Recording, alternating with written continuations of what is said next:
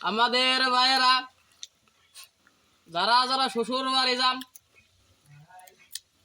কোনো গোল্লা চুরি করে দই নিবেন না, কোনো ভালামন্দ বস্তু নেবেন না।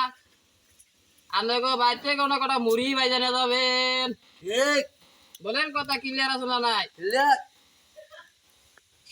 আমাদের বন্ধুরা যারা যারা সিঙ্গেল আছেন, আপনারা সবাই সিঙ্গেলই থাকবেন।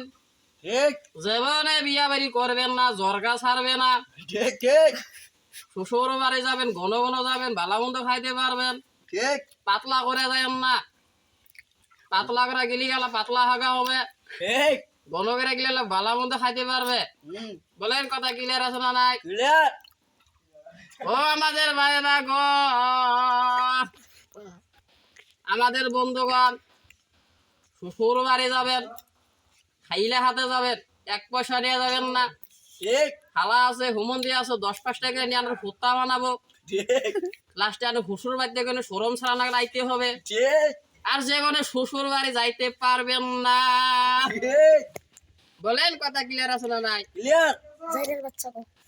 ও আমার বন্ধুগণ, শ্বশুর বাড়ি গেছেন ভালো কথা, কিন্তু গোয়ার যাওয়ান থাকলে কোন দুঃখ, এটা তো আমি ভালো পাইলাম না। 1 বছর থাকেন, 2 বছর থাকেন, 20 বছর ধরে থাকেন, ঠিক সারা জীবন থাকেন, তাতে কোনো দুঃখ থাকবে না। বলেন কথা ক্লিয়ার আছে না নাই? ক্লিয়ার।